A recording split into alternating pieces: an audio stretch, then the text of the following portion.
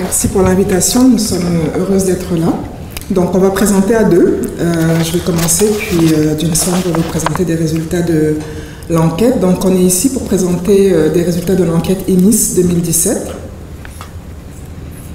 Donc tout d'abord, on aimerait commencer par des remerciements, puisque ce travail n'aurait pas été possible sans les participants, évidemment, qui ont répondu au sondage.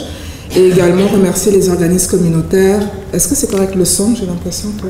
Oui, okay. Qui ont participé partout au Canada, notamment Réseau, ACCM et Miel, et également les chercheurs canadiens de la communauté. Alors, un petit aperçu de la présentation d'aujourd'hui. On va parler un peu du contexte qui nous a amené à faire cette présentation-là. De l'enquête EMIS, donc European MSM Internet Survey, l'enquête européenne en ligne auprès des hommes gays, bisexuels et HRH, ARSA. Donc, après avoir présenté l'enquête, on parlera un peu de qui étaient les participants à EMIS 2017. On fera un portrait de la consommation de substances psychoactives en contexte de rapports sexuels. Donc, on parlera de chemsex ici, dans cet échantillon. Ensuite, on va comparer les hommes qui ont consommé des substances psychoactives lors de rapports sexuels dans les 12 derniers mois à ceux qui ne l'avaient pas fait dans l'échantillon. Et on va finir par des messages clés. Alors, contexte, comme vous le savez, les ITSS sont en hausse au Canada de manière assez marquée, notamment chez les hommes. Donc, en bas ici, les flèches en rouge, vous avez syphilis, gonorrhée, chlamydiose, des hausses de taux assez significatives entre 2010 et 2015 chez les hommes. Les hommes GB-ARSA sont particulièrement touchés par le VIH. En 2016, ils comptaient pour 53% des nouvelles infections. Et évidemment, avec tout le contexte actuel au niveau de la PrEP, du chemsex, etc., on a besoin de plus de données sur les facteurs autant comportementaux que structurels qui peuvent contribuer au fardeau des ITSS dans cette population. Alors, l'enquête EMIS 2017, qu'est-ce que c'était? Il s'agissait d'une étude qui visait à produire des données utiles à la planification des programmes de prévention et de soins du VIH et des ITSS. Elle a été réalisée par l'ancien employeur de Adam Sigma Research au Royaume-Uni et par l'Institut Robert Koch en Allemagne. Et pour la phase, il y a une première phase qui a été menée en 2010 où le Canada n'a pas été inclus. Mais pour la phase 2017, en fait, ils ont invité quelques autres pays non européens. Et l'Agence de santé publique du Canada a appuyé la participation donc, de notre pays. 137 000 participants, plus de 137 000 participants ont été recrutés dans 49 pays. Donc l'étude était une étude transversale descriptive. Donc les personnes ont complété un questionnaire une fois en ligne. Les données ont été recueillies également relativement récemment, entre octobre l'année dernière et janvier cette année. Le questionnaire a été mis à jour par plusieurs séries de consultations à partir du questionnaire de 2010, avec les pays partenaires incluant le Canada, et portait non seulement sur les caractéristiques démographiques, les comportements, les morbidités, mais également sur les besoins et l'accès aux soins et aux programmes de prévention. Le questionnaire lui-même était disponible en 33 langues, mais au Canada, on y a répondu majoritairement en français et en anglais. Donc, comment les personnes ont été recrutées? 62% à travers des applications de rencontres sexuelles, réseautage sexuel, comme Grindr, Scruff, etc. 34% à travers du matériel promotionnel par des ONG et une minorité par d'autres sources. Donc, au total, 6100 personnes ont participé au Canada. Pour participer, il fallait s'identifier comme un homme, que ce soit cis ou trans, être attiré par d'autres hommes, avoir des relations sexuelles avec d'autres hommes ou l'intention d'en avoir, vivre dans les pays ciblés et avoir l'âge légal d'avoir des rapports sexuels avec un homme, soit 16 ans au Canada. Donc, après application de ces critères, également revue des données, il y a un total de 5400 participants qui ont été retenus et sur lesquels portent les analyses qu'on va vous présenter aujourd'hui. Alors, je vais laisser Vincent continuer. Okay. Merci Joséphine. Donc maintenant, je vais vous parler un petit peu des principaux éléments qu'on a trouvés à partir de cette enquête. On va commencer par voir c'est qui les participants qui ont été recrutés au sondage au Canada. Alors ici, on a la répartition des participants selon l'âge. Donc, on avait une moyenne d'âge de 39 ans. Et on voit aussi que environ 75% de l'échantillon avait moins de 50 ans. Donc, c'était quand même l'échantillon qui est relativement jeune. Pour ce qui est de l'identité de genre, 98% se sont déclarés comme hommes cis et 2% comme hommes trans. Il faut noter ici que dans le questionnaire, il y avait aussi les options de femmes, trans et cis, mais puisqu'on regardait seulement les hommes, ces personnes-là ont été exclues des analyses. Pour ce qui est de l'orientation sexuelle, on voit que la majorité était des hommes gays et bisexuels. Donc, ici, on montre la carte du Canada avec le lieu de résidence de tous les participants. Comme vous pouvez le constater, la majorité de nos participants provenaient de la Colombie-Britannique, de l'Ontario et du Québec. On devrait noter ici que pour la Colombie-Britannique, les participants est probablement surreprésenté, tandis que pour l'Ontario et le Québec, c'est sous-représenté. Pour ce qui est des autres provinces et territoires, on a quand même une assez bonne représentation de la population canadienne. On note aussi que près de 80% des personnes recrutées vivaient dans des grandes zones urbaines. Donc ici, on va dire des zones de 100 000 personnes ou plus. Alors pour ce qui est des groupes ethniques, 80% étaient des hommes blancs, nord-américains ou européens. Pour ce qui est des autres ethnicités, la majorité étaient des Asiatiques, suivis par les Autochtones et les Latino-Américains.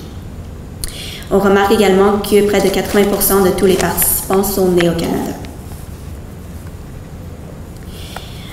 Donc, dans notre échantillon, les participants recrutés avaient quand même un bon niveau financier. Donc, on voit que seulement 20% vivaient difficilement ou très difficilement avec leur revenu actuel. Pour ce qui est de leur éducation, ils sont quand même relativement bien éduqués. Donc, on voit que 43% avaient 7 ans ou plus d'années complétées d'études après l'âge de 16 ans. Donc maintenant, on va rentrer dans les détails de la pratique du chemsex pour les participants à l'étude. Donc, commençons par la définition qui a été utilisée dans le questionnaire. Alors, le chemsex ici, on désigne le fait de consommer des substances psychoactives, par exemple l'ecstasy MDMA, la cocaïne, l'amphétamine, cristal meth, méphédrone et kétamine, pendant les activités sexuelles pour les rendre plus intenses et plus longues. Donc, on voit que la proportion cumulative de la pratique du chemsex chez tous les participants était de 21% au Canada, ce qui représente environ 1146 personnes participants. Donc, ces personnes-là ont eu recours au chemsex à un moment ou à un autre dans leur vie. Si on s'intéresse à la dernière année, on parle de 12%, puis de 6% si on regarde dans le dernier mois. Donc, gardez ces chiffres en tête parce qu'ils vont revenir un petit peu plus loin dans les appos à suivre. Alors ici, on a la carte avec les pays d'Europe également. Donc, on voit que tantôt, on vous parlait de 6% du Canada qui est représenté ici. On ne voit pas le pointeur sur l'écran. Bon, dans le fond, dans le coin à gauche, là, le Canada se situe à 6%. Et comparé aux autres pays de l'Europe, c'était comparable à la France, à l'Espagne, au Royaume-Uni. Puis, pour ce qui est du Pays-Bas et de la Belgique, il était un petit peu plus élevé que le Canada. Donc, tantôt, on parlait du dernier mois. Maintenant, on revient aux 12 derniers mois, donc de la dernière année. Donc, si vous vous rappelez, on parlait de 12% au Canada.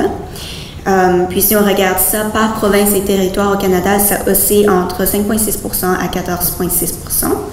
Puis, on a observé que les provinces et territoires qui étaient au-dessus de la moyenne nationale étaient la Colombie-Britannique, l'Ontario et le Québec, qui est pas trop surprenant, en fait. OK. Donc, à partir de maintenant, pour toutes les diapos qui vont suivre, on va faire une comparaison entre les caractéristiques des hommes qui ont pratiqué le chemsex au cours des... excuse-moi, j'ai sauté. Donc, avant de faire la comparaison, on va regarder les caractéristiques des hommes qui ont pratiqué le chemsex au cours des derniers 12 mois. Alors, ici, on a les substances qui étaient utilisées. donc les 5 principales substances, lors de la dernière activité sexuelle, on a avec un partenaire occasionnel et en bas avec plusieurs partenaires occasionnels. Donc, pour les 2 cas, on a observé que les 3 substances qui étaient les plus utilisées étaient le cristal meth, la cocaïne et le GHB-GBL. Donc, il faut noter qu'ici, les substances listées sont non mutuellement exclusives. Et j'aimerais aussi mentionner qu'on n'a pas listé toutes les substances. Donc, effectivement, il y avait aussi l'alcool, le Viagra et cannabis, d'autres substances qui ont été dans le questionnaire, mais on voulait être consistant avec la définition du chemsex qui a été utilisée. Donc, le cristal meth, en effet, si on inclut toutes les autres substances, c'était venu en 5e rang. Mais si on regardait juste dans le cadre du chemsex, c'était le plus utilisé. Alors, passons maintenant à la pratique du multi-chemsex. Donc, ici, on veut dire la pratique du chemsex avec plus d'un partenaire en même temps dans les 12 derniers mois. On voit que parmi les hommes qui ont eu recours, la grande majorité, environ 75%, ont déjà pratiqué le chemsex avec plusieurs partenaires. Et on voit aussi que ça s'est passé quand même assez récemment, donc à savoir 63% ont été dans les 6 derniers mois. Ici, pour l'endroit de la plus récente pratique, donc c'est pas très surprenant en fait, la plupart étaient dans des résidences privées, donc 7 sur 10 de ces pratiques ont été dans des résidences privées, soit dans la maison de quelqu'un d'autre ou dans leur propre maison. Alors maintenant, on va faire la comparaison entre les hommes qui ont eu recours et les hommes qui n'ont pas eu recours au chemsex dans la dernière année. Donc, en premier, par rapport aux caractéristiques sociodémographiques, on avait remarqué que la plupart des personnes dans les 2 groupes étaient quand même assez similaires par rapport à leur âge, à leur situation financière et à leur lieu de résidence. Ici, on a la répartition selon l'âge. Et encore une fois, c'est quand même similaire à ce qu'on avait vu précédemment pour tous les participants. Mais on veut juste attirer votre attention ici que pour les personnes qui ont eu recours au chemsex dans les 12 derniers mois, qui est en rouge ici, la plupart avaient un âge entre 25 à 39 ans. Ce qui est quand même assez jeune. Donc, on avait aussi remarqué que les personnes qui pratiquaient le chemsex vivaient dans de très grandes villes, donc des villes qui ont 1 million d'habitants ou plus, ce qui a aussi été remarqué par les autres conférenciers. Environ 40% dans l'autre groupe provenaient de très grandes villes, comparé à 55%. Donc, on va rentrer dans la comparaison des pratiques sexuelles. Pour ce qui est de nombre de partenaires sexuels occasionnels, on avait trouvé qu'il y avait un plus grand nombre de partenaires occasionnels durant les rapports sexuels non protégés chez les hommes qui pratiquaient le chemsex. Ici, par non protégés, on veut dire les rapports sexuels sans préservatif. Donc, on avait 34% chez le groupe qui pratiquait versus 10% chez le groupe qui ne pratiquait pas, qui avait 6 partenaires occasionnels ou plus. Pour ce qui est de la fréquence de l'utilisation du préservatif, on voit que généralement, ceux qui pratiquaient le chemsex utilisaient moins le préservatif. Donc, 26% d'entre eux ne l'utilisaient jamais et seulement 11% l'utilisaient toujours. On avait aussi regardé les données sur la connaissance concernant les ITS, le VIH et la PrEP.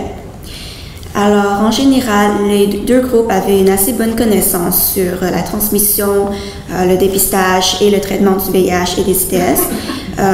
Les hommes qui ont eu recours au chemsex avaient en général une meilleure connaissance, donc plus de 80% des répondants des 2 groupes, en fait, avaient une bonne connaissance sur la plupart des questions posées, sur le VIH et les ITS, sauf pour les 2 affirmations ici.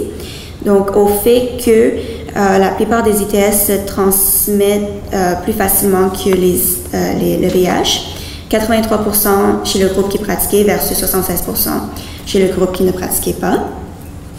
Et au fait qu'une personne avec VIH ne peut pas transmettre son virus durant un rapport sexuel si elle est sous traitement et a une charge virale indétectable. Donc 75% c'est ceux qui pratiquaient et 59% chez ceux qui ne pratiquaient pas.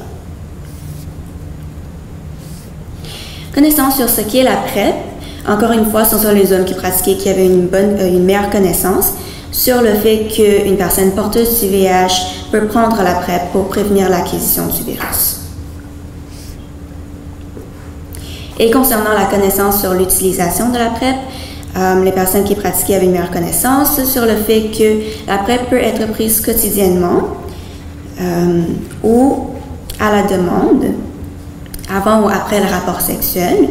Pour cette deuxième affirmation ici, sur la PrEP à la demande, on voit que pour les deux groupes, en fait, il y avait une moins bonne connaissance. Seulement 31% de ceux qui pratiquaient connaissaient cette information, comparé à 20% de ceux qui ne pratiquaient pas. Maintenant, rentrons dans l'accès à l'utilisation et des soins de santé, des interventions préventives. Donc, les hommes qui ont pratiqué le chemsex au cours de la dernière année ont tendance à avoir été testés plus récemment. Alors, si on regarde pour le dernier test de dépistage du VIH, 70% ont été testés dans les 6 derniers mois. Et si on regarde pour le test de dépistage des ITS, 64% ont été testés dans les 6 derniers mois. Mais ce qui est assez inquiétant ici, c'est les 10% chez le groupe de personnes qui pratiquaient le chemsex qui n'ont jamais été testés en fait pour les ITS. Et c'était aussi intéressant à noter que la plupart des participants à l'étude ont indiqué que les professionnels de la santé connaissaient leur orientation sexuelle durant cette visite. Ici, on a le test de dépistage du VIH et le diagnostic. Donc, on a remarqué que parmi ceux qui ont reçu un résultat de test de VIH, la plupart des personnes qui ont eu recours au chemsex dans les 12 derniers mois avaient reçu un diagnostic VIH positif. Donc, c'était plus élevé que les personnes qui n'ont pas pratiqué le chemsex, comme ce qu'on s'attendait aussi un petit peu. Et en fait, pour l'accès à la PrEP et leur utilisation, donc les hommes qui pratiquaient étaient plus susceptibles d'avoir pris la PrEP, d'avoir reçu de l'information sur la PrEP et de l'avoir utilisée si elle était disponible. Par contre, on voit que quand même, il n'y avait pas beaucoup de monde qui l'ont utilisée pour les deux groupes. En fait, 7% pour les personnes qui pratiquaient versus 7% pour les personnes qui ne pratiquaient pas.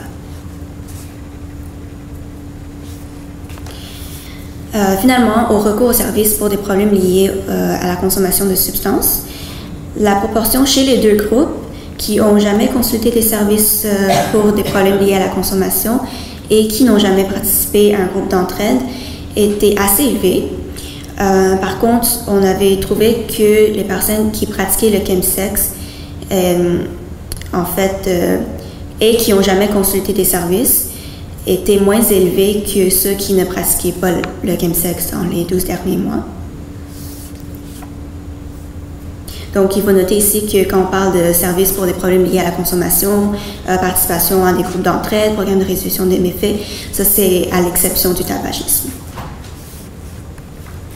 Bon, alors maintenant, je vais laisser la parole à Joséphine pour vous parler un peu des points à considérer et récapituler un petit peu les messages clés.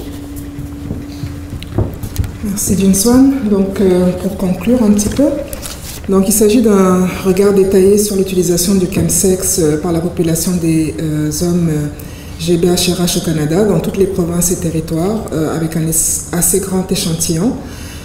Par contre, évidemment, si on veut stratifier par un certain nombre de variables, il se peut qu'il y ait un assez faible nombre de participants dans certains groupes et pour certaines provinces ou territoires. Le recrutement ayant eu lieu par Internet au moyen d'applications de rencontres et de médias sociaux, on peut se douter que l'échantillon n'est pas forcément représentatif de l'ensemble des communautés GBHRH au Canada. C'était l'autre. Ah, excusez-moi, j'étais sur la diapositive, donc c'est ce que je viens de dire. Alors, les messages clés. Pour ce qui est de la pratique du chemsex, La pratique du chemsex au Canada est comparable aux pays de l'Europe de l'Ouest, donc autour de 6% dans le dernier mois. Pour ce qui est de l'étendue au niveau des provinces et territoires, on parle de 5,6 à 14,6% et la moyenne nationale de 12% pour l'utilisation du chemsex dans la dernière année. Il n'y a que la Colombie-Britannique, l'Ontario et le Québec qui sont au-delà, donc entre 12 et 14,6% pour le recours au chemsex dans la dernière année. Le crystal meth est la substance la plus consommée pour le chemsex et une grande proportion d'hommes qui ont eu recours au chemsex dans la dernière année l'ont fait avec plusieurs partenaires en même temps, donc 3 sur 4. Et ces activités ont eu lieu assez récemment, au cours des 6 derniers mois, et dans des résidences privées principalement. Pour ce qui est de leur profil, les hommes qui ont pratiqué le chemsex au cours de la dernière année étaient plus susceptibles d'habiter dans une très grande ville, d'avoir plus de comportements sexuels à risque, que ce soit pour l'utilisation du préservatif et le nombre de partenaires sexuels occasionnels, mais aussi de mieux connaître la PrEP et tout ce qui est transmission, traitement des ITS. Mais on a constaté que les deux groupes connaissaient assez peu la PrEP sur demande. Pour ce qui est de l'accès aux soins et aux services, les hommes qui ont pratiqué le chemsex au cours de la dernière année étaient plus susceptibles d'avoir reçu un résultat de test de dépistage du VIH ou d'ITS, d'avoir reçu un diagnostic de VIH, également d'avoir utilisé la PrEP ou d'être très susceptibles de le faire si elle était plus disponible et abordable. Mais on voit que 17% d'utilisation chez les personnes qui ont eu recours au chemsex récemment versus 47% qui aimeraient l'utiliser si elle était plus disponible et abordable. Donc il y a peut-être un gap ici. Et évidemment, ça interroge un peu sur la transmission d'autres ITS. Donc même si la PrEP est utilisée compte tenu des pratiques à risque. Et puis finalement, les hommes qui ont pratiqué le chemsex au cours de la dernière année étaient plus susceptibles d'avoir recours à des services pour des problèmes liés à la consommation de substances, mais c'était quand même relativement faible pour ce recours aux services. Voilà, ça conclut notre présentation.